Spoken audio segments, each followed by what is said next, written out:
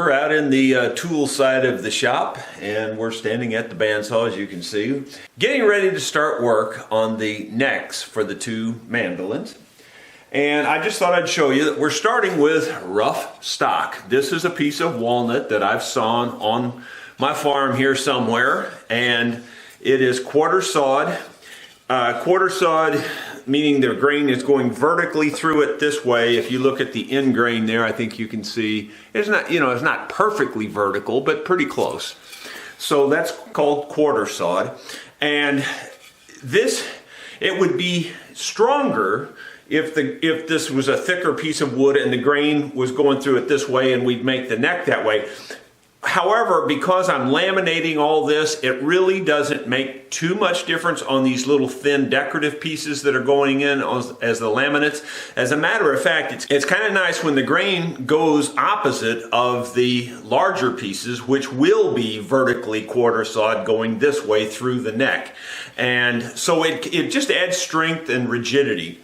So it's very, very, very important to, in my opinion, to consider the grain orientation in literally every piece of wood that goes into an instrument. Lots of people prefer slab sawn wood for their backs and sides. It's easier to work with. They even claim it even sounds better because it's not as harsh. I'd give them something on that to a degree. But if you take and cut that grain quarter sawed and carve it thinner, it's still very strong, yet it's very thin and it can vibrate real well. So there's an argument on the other side of it too. Who's right? Nobody will ever know. It's just an argument that people have. I personally am very big on quarter sawed wood every time I put something into an instrument. I like it quarter sawn. You've heard me talk about that before. For instance, right here, right now, is a good example. This grain on this wood, you can see the curl going through it. If I put this neck in here this direction, the quarter sawed is going this way. And that has a tendency to bend. It can bend this way. If I turn this piece of wood up this way, now the quarter sawed is going this way through the neck, and that doesn't bend hardly at all. Way stronger, way stronger. So I am definitely going to turn, even though the most decorative side would be to turn this out. The fact is that with the quarter sawed, you'll still see a lot of the decoration. It'll be a little bit diminished, but as you go around the curl, it'll show up even more, see? So you'll still see it, it just might look a little different than it would had I turned it this way. Beautiful looks is one thing, but strength is everything. So I go for strength. That's the way I go for it. And you'll still see the curl. It just won't be quite as knockout hard curl. But anyway, I just wanted to point that out. And you can see here, I think, in the camera, hopefully, if it'll focus on this close up, the grain lines are going vertical through here. And it's almost perfectly quarter sawed. So that'll be a very, very, very strong neck. Okay, so enough talk. Now what I'm going to do, I've got two pieces here, one for each mandolin. I'm going to cut out some fairly heavy, thick pieces out of each of these, and then hopefully two thin pieces out of each of these for the very center piece, and then actually four thin pieces, two for each neck out of this walnut. So that's the goal here. The first thing I'm going to do is try to get them all about a uniform size because it's just easier to work with. So I'm going to cut this down to approximately the size of this stuff. On the saw now, I've turned my fence vertical. By the way, on this saw, the fence adjusts very quickly. You can just go from vertical to horizontal. Most of the time I keep it like this because most of the time I'm working with small pieces and this is much easier fence to work with. But when you're going to re-saw wood, it's nice to turn the fence vertical. That way you can line the piece up with the fence and run it through the saw. And also you need to check your fence and make sure it's 90 to your table. I've already set mine and I know it's very good. Now we just need to raise up this exposes much more blade, of course, but you got to do what you got to do. And I'm going to set it pretty darn thin. And as a matter of fact, it's so thin it doesn't really measure very well with a tape measure. I'm going to measure it with this. That's approximately 150 thousandths right there. That's what we'll start with. And we're going to try to get 4 pieces of this out of there. Hopefully we can do it. If you got a good sharp blade, it's not bad to resaw. Now, most people would put a much heavier resaw blade in here for this. This blade's pretty sharp. I don't think I'll have any problem sawing this. This is not that big. So I'm just going to resaw it with, as it is with the small blade. And if it doesn't work, well, then we'll just have to back up and punt.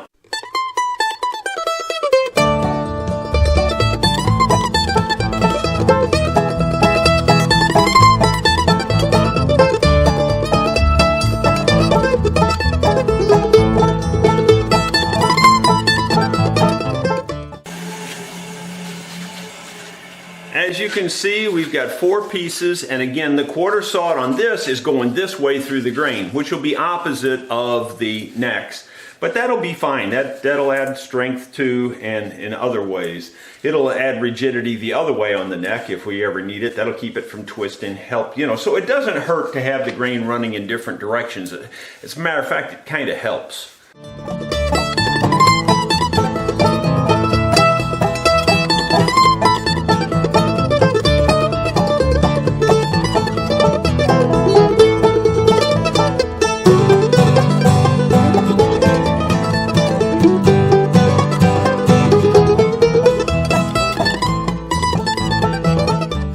Well, it took quite a bit more sanding off camera, but not that bad. I should have cut them just a little bit thinner. I was being a little conservative, I just thought it was interesting if you measure one of them right at 100 thousandths of an inch, a tenth of an inch.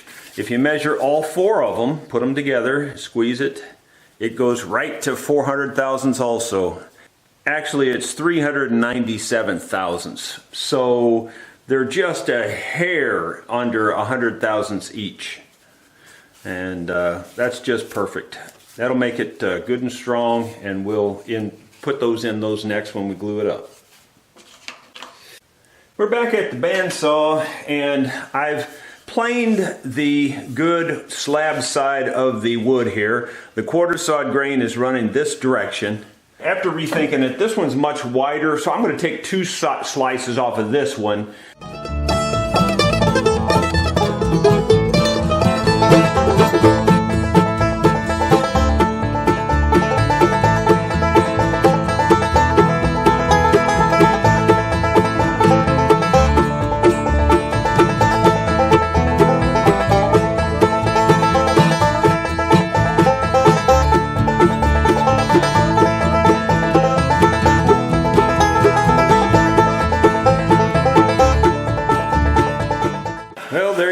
We have 2 very thin sliced pieces of maple. Right now they're at about 130 thousandths, so we got to take them down to 100 thousandths. And I just thought I'd mention one thing. On the maple, quarter sawing it, you must go much slower. If you go fast, the blade will try to wander. So I just really took my time and let the blade do the cutting. If you try to force it through there, it'll cut off to the side every time almost, because this wood is so much harder. The walnut, you could push it through there fairly quickly, but not this stuff. Off camera, I've done some math, and I figured about 850 thousandths roughly is what I want to leave the outer 2 boards that are going to comprise the neck.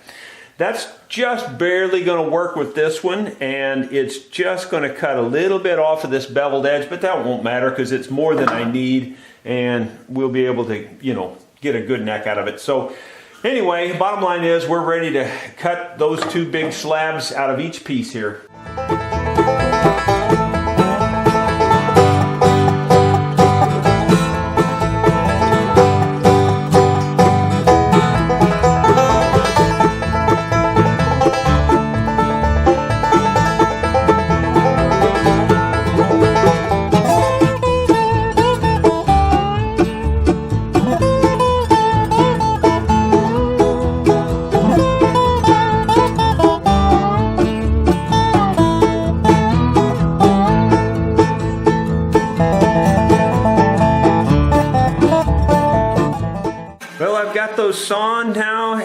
I'm going to be careful to mark the grain orientation here so I keep them in the proper order.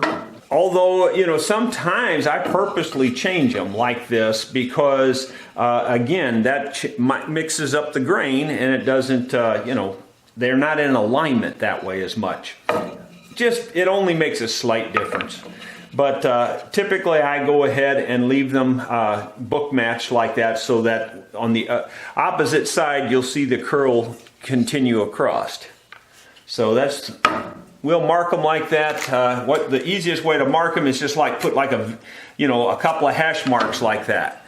And now you can't mix that up. It's got, you know, there's only one way that's going to go together. I've taken time and put these in order and we're about ready to do the glue up. Any noise you hear in the background is my wife working on her saddles. So, anyway, we're gonna, I took a lot of time and orientated them the way that the way they'll work best with my pattern. And you might think, well, how would it differ? Well, the grain in the wood, like this part of this grain is a softer part of the grain, so I want to cut that out. And by turning it this way, it'll all be gone, you know. And this one, I think one of them even had a slight flaw in it, this one here. And so I turned it that way and the pattern will cut that out of there, see? So you just look at all those little things and it's all for strength is the reason I do it the way I'm doing it. So, and then, you know, I've penciled in the pattern on the side here so that I know everything's going to work out fine. I've got my book matched across the top here. So we're in good shape. We're ready to glue it up. I'm just going to fold them off like this, and as I glue them, I'll just lay them right back over on top, and then everything should be perfect.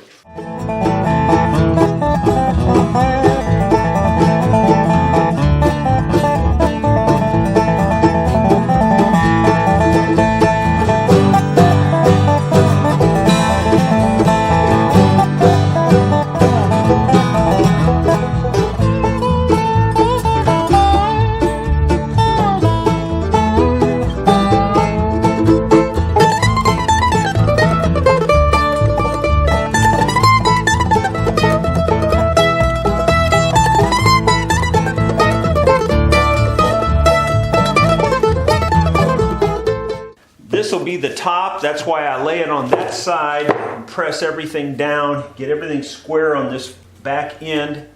What I'm going to do now is just take it to my vise. I've got a big vise that's got two arms like this, and I lay it down on those two arms, and that keeps it good and flat. And then the big jaws press this in. So that's the way I'm going to clamp it. And then I'll put some more clamps along the ends where the jaws don't hit. Just thought I'd show you what it looks like in the vise. The vise is pretty wide, you know, so just a little bit sticks out on the ends. I put the biggest 2 C-clamps I have on the ends, and there is real good glue squeeze out all the way. I'm sure that'll be just fine. Now, I will have to glue up one more neck for the other mandolin. I'm going to do that off camera, but I'll show you what it looks like when I get it glued up, because I'll have to clamp it differently because I don't have another one of these big vices. Well, this is what it looks like glued up with the C-clamps. A little more work to do it that way, but not bad. And we're going to let both of them sit now for 24 hours before we mess with it any further. Well, the necks were glued up and have set overnight, and it's time to knock off the extra glue that is on there so that I can plane the surface real good and flat, redraw the template on here, and cut out the profile. You can knock this off a bunch of different ways. I could probably even just run it through my joiner and it'd probably be okay. But I don't really like running that hard glue through my joiner and the knives and things. So you saw in a previous video, Chuck sent me these little block planes. I'm just going to try it out. I got to be honest, I'm not too sure about this. They feel real sharp on the edges and stuff. Before I use them very much, I'm going to have to do some filing and rounding these sharp edges off because they're kind of hard on your hands. But you know, I can see they're going to work, but it really is hard on your hands. I'm just going to use a regular scraper for this for now.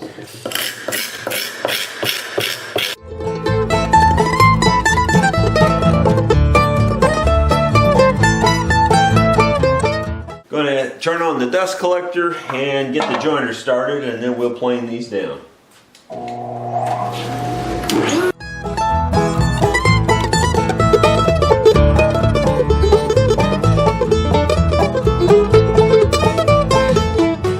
that looks real good. I think that'll be fine.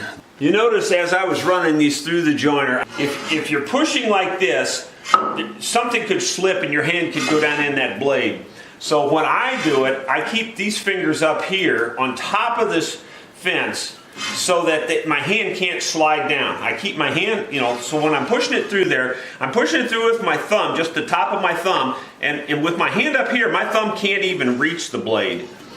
But you know, it's just a little extra safety thing that I do for myself that you might want to try. You know, you just want to, this thing's dangerous, and you just want to be safe. This pattern I've been using for 30-some years is pretty accurate, but lately I've come to just use drawing in the corners or the, you know, the edges kind of, and then I draw the curves in with the pattern, but all the corners, I just put a pencil mark on each corner and then just connect the dots later. And I just think that's a little bit more accurate than the other way I might do it.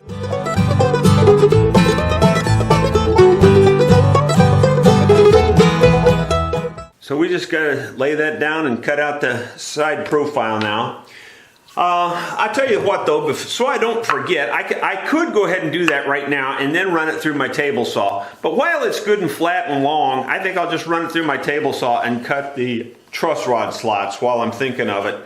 And that way I don't have to accidentally forget later. Off camera, I've spent some time getting the depth just right. So this is going to cut right exactly at 1/2 of an inch deep. That's a little bit less than, for instance, the Seminoff book recommends. But, you know, that only leaves about 3/16 of an inch thickness at the most shallow part of the neck, which would be right here before it comes into the peg head. I don't know if you can see that from where I'm at here. But it only leaves, you know, if you cut a 1/2 inch deep, you still have about 3/16 of an inch below here, which is better than an 1/8, you know, so that's where I'm going with this.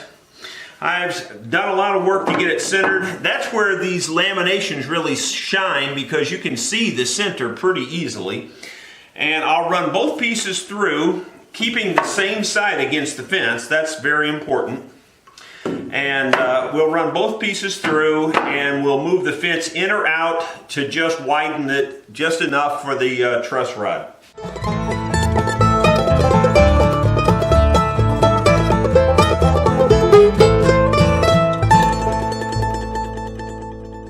Well, that worked out really good. I just used the measurements on the saw. Yeah, it's maybe just a hair loose, but not bad. That'll be fine. Now it's just a quote-unquote simple matter of cutting out this profile. I'm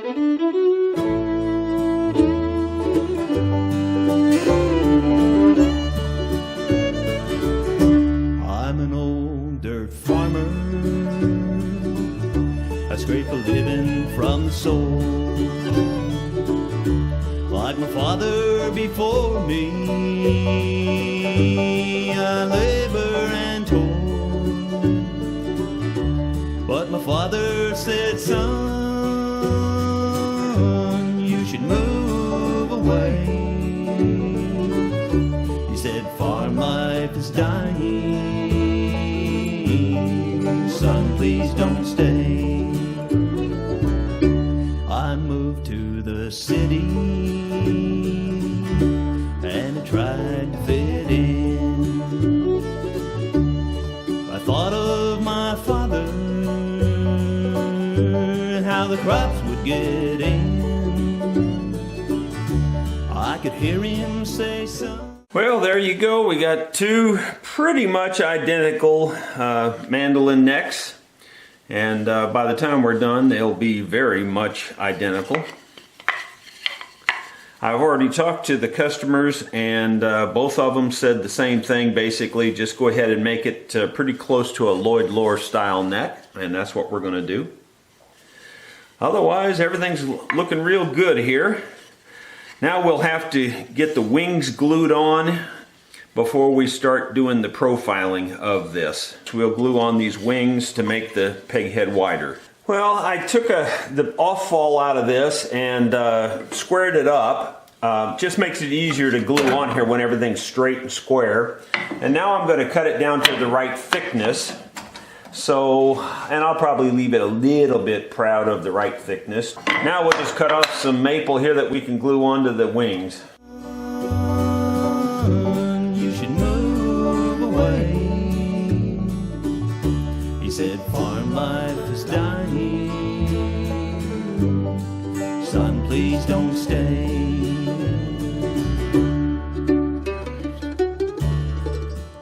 So as you can see, there's quite a bit to it to transform a block of wood into a mandolin neck.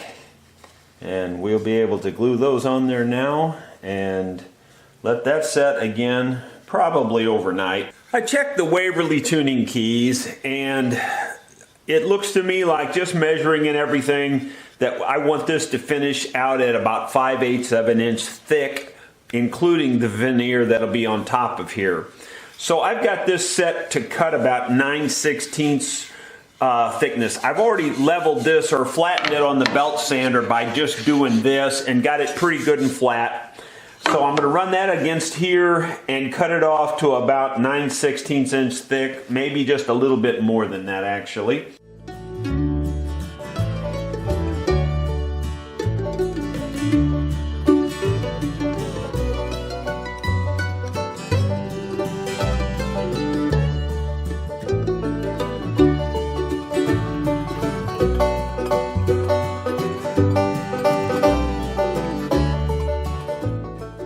I was a little concerned that the blade was drifting on it. It doesn't seem to be drifting much. It's really pretty flat, so I think we're fine. I'm going to go ahead and cut this off. I'm just going to do that freehand. I would feel more comfortable had I had a brand new blade on there, but the blade is getting kind of old on this, and you can kind of see there's a little bit of burning and stuff. But it's still cut pretty darn straight. I don't think there's any problem. This is just my kind of like rough outline pattern for the neck. I think I'd probably go back over this with a Sharpie because I want this line to be fairly thick and I want to stay outside of that line. The only reason I'm using the Sharpie on it is just to make the line wide, and then that way I'll cut outside of that. I'll leave the line when I cut it, and that gives me a little margin for error on the neck then when I'm working on the neck. So I'll just, this is just a rough outline, and I'll just take the neck and just cut those out like this. I think I'll give myself a relief cut right here first though.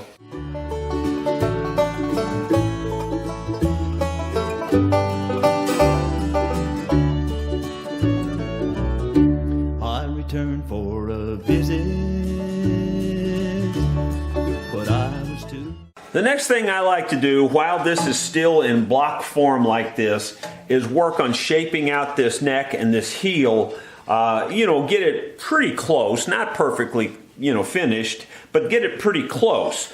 And then that helps me line up the actual peg head pattern a little bit better, and you know, and it's also easier to hold this in the vise while I'm working on this with this big square head. So, you know, you can clamp it this way or you can clamp it this way, and so it gives you a lot of options while this is good and square. I actually like making necks for the mandolins, but this is the one step in the process that I don't like. And it's mainly because I don't have a better way to do it.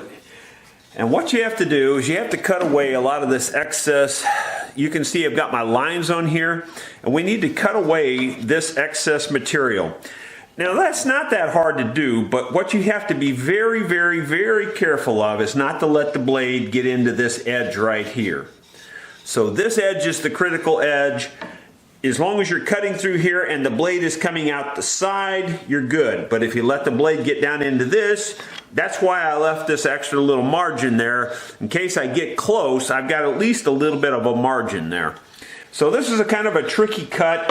I have to do it and watch this blade and watch the corner of this, and so that I don't, like if I get it over here, that's too much. I got to get the corner past there, and then I watch this line here, and I just rough penciled a line across here. It doesn't really matter on this, as long as I don't get crazy deep. I'm good on that.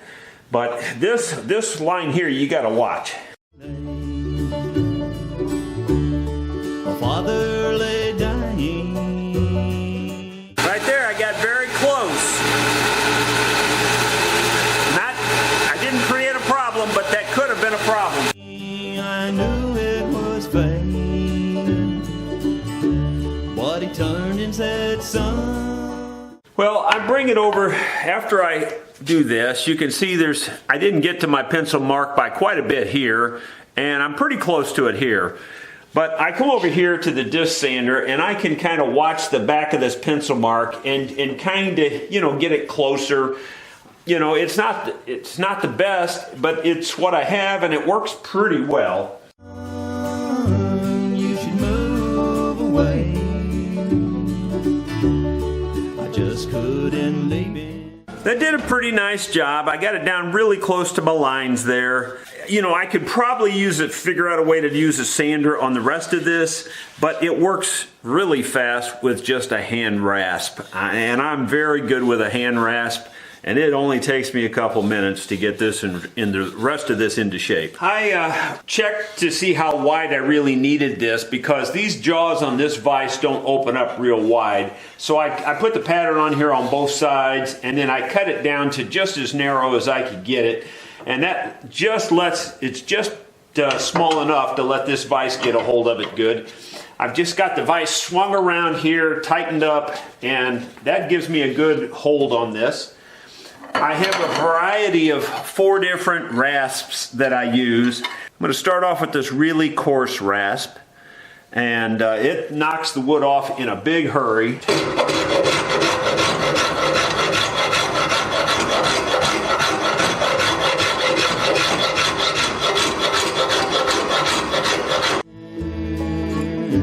And he knew I would stay.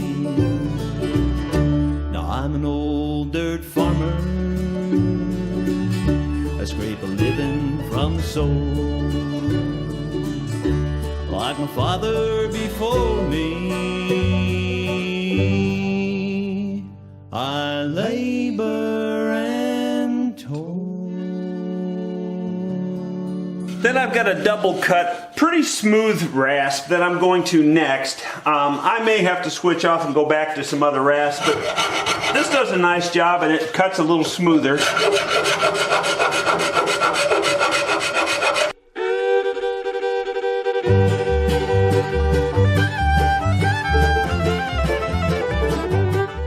I'm taking almost nothing off of this top edge here. It's still actually slightly flat right between the dark lines. So I kind of leave that there as my, reference, so I know, where I'm at. I don't want to take that off, because once I start taking that off, then I don't really know where I'm at anymore. I know this is still all the same original thickness here. So I keep it that way until the very, very end.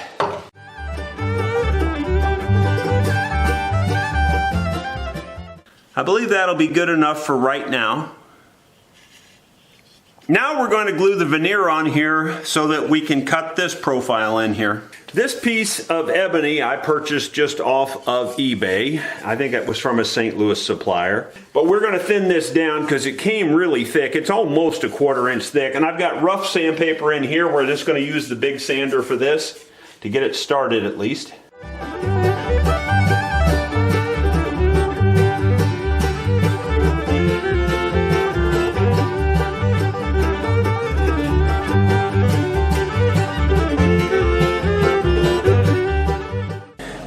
Roughed out with that, but any lower than that, any thinner than this sander has problems, because the sanding belt goes through there and they start to, and it's not perfectly flat, it lifts in places and it starts to rub on the other sander.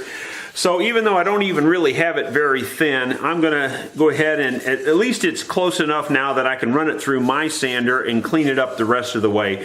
I'm going to take this down to approximately 100 thousandths of an inch. Obviously, the nice thing on the commercial sander is that it feeds it through there automatically. Mine doesn't do that, but I can do much more accurate and much more delicate thin work with this one. Now I had this a lot thicker, so I'll have to raise it up to get to this.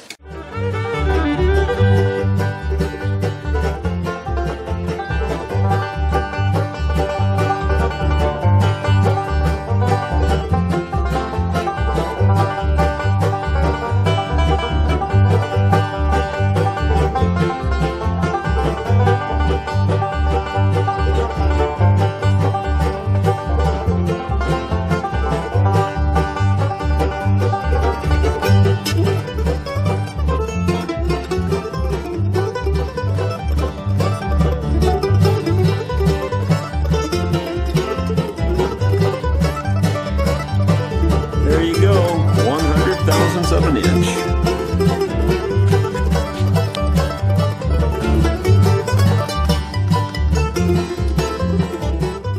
I try to get the glue, good coverage, but I don't really want very much.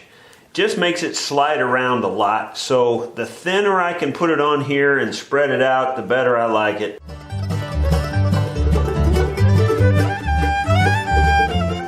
If you put it on really thin like this, it tacks up very quickly and just makes it a lot easier to line up. Yes, I know about the salt trick on dabbling things with salt, but I just don't really want to do that. I don't know why. I just have this thing about it contaminating the glue, and I don't know. I just don't want to do it. I just double checked how square it was and made sure I had the right edge. This is the straight edge and this is the square end. And then I've got my mark about here where I want the nut to start. And that's what she looks like, all glued up with the veneer on there. I was able to see my line good here. I've got the veneer lined up good and square there. I've got it lined up square across this edge too, which helps.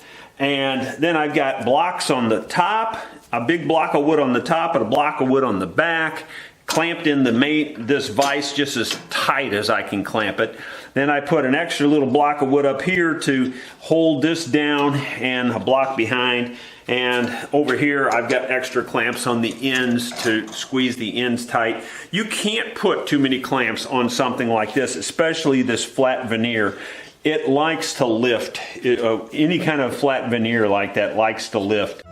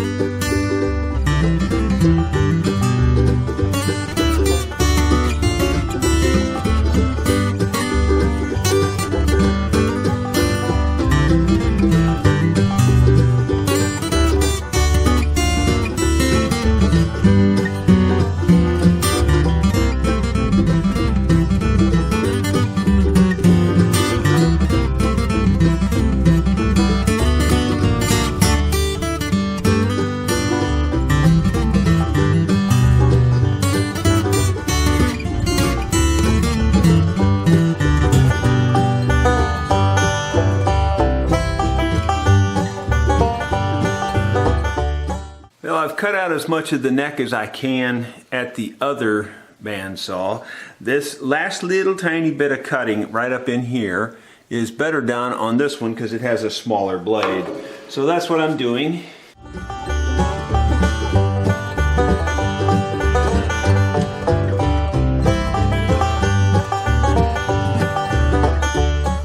That's probably about as good as it's going to get on the bandsaw. Now the rest of it's handwork.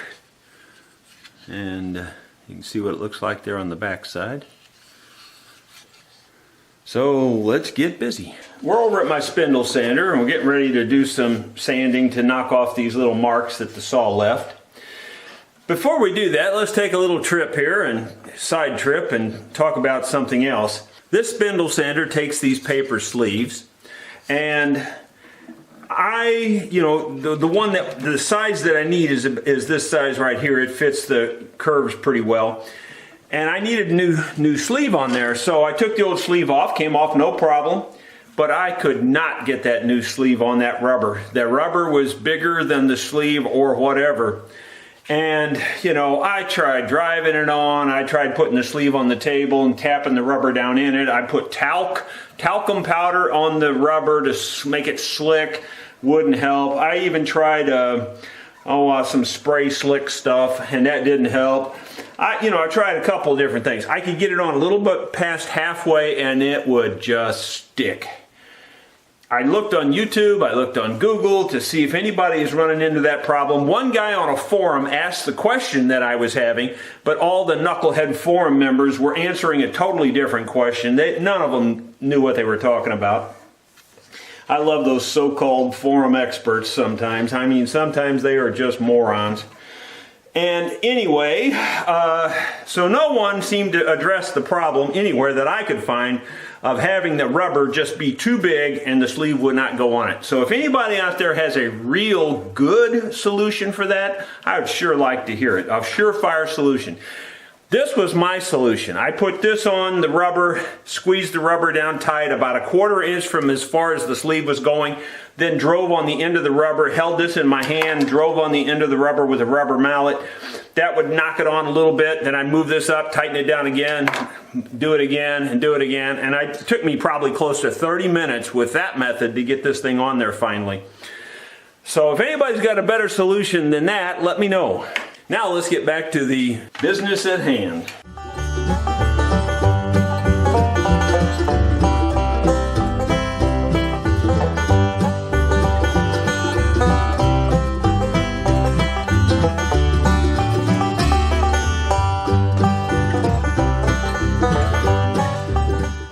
I don't mind telling you that spindle sander, while it's a cheap one more or less, it's worth its weight in gold for doing this, because I used to do this totally by hand, and man, that took a while, and it's hard to get it smooth, perfectly smooth, and this does a really nice job on that. Now I'm just looking at it for symmetry to make sure it looks good, and I think it's pretty good. Might need to take a little bit more off on this corner, right? Looking at the curves to make sure they look good and round. I think I'll take just a little bit more off of this corner. Well, that makes you feel pretty good to get it to that stage.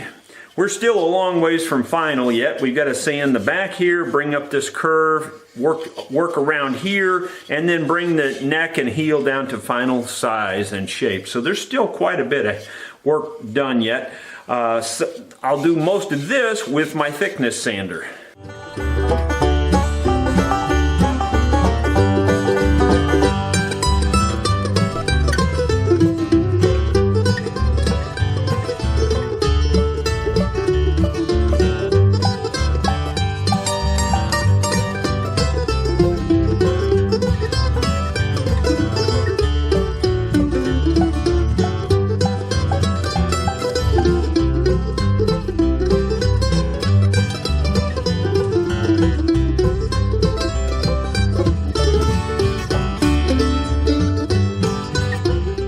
I've taken that down to 600 thousandths of an inch, which is about 25 thousandths of an inch under 5/8.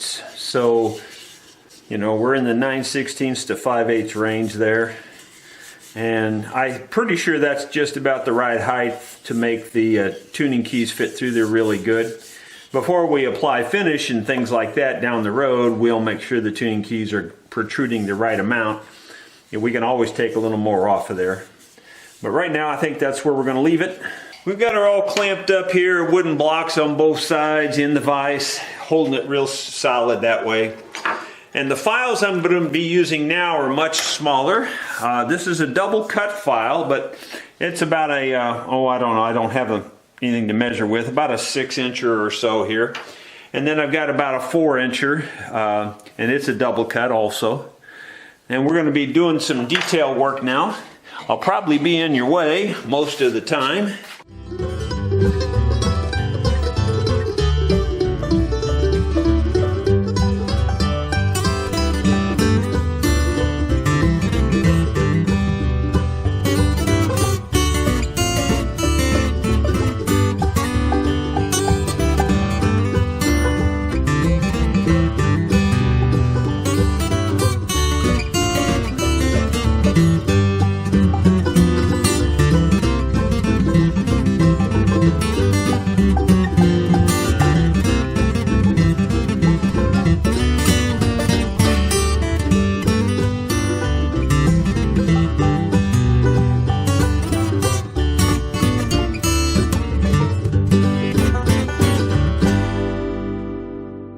going to call this the rough out stage of the neck.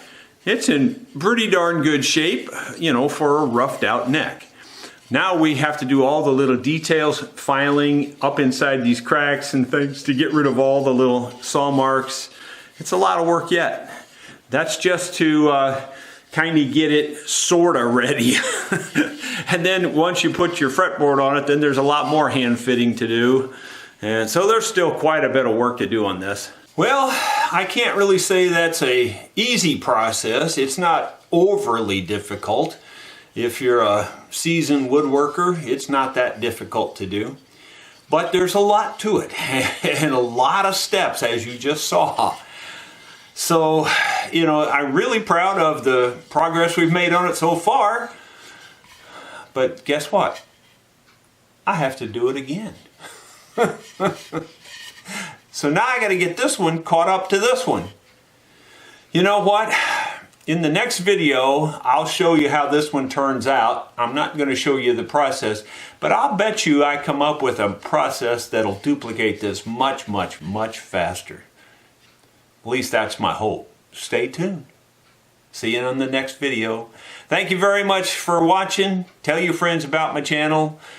Woohoo! We just passed our 20,000 subscriber mark over the weekend. I thank you all for being so kind to me and watching my videos. I really do. Thank you very much. And as always, remember to crush a troll by clicking that thumbs up button.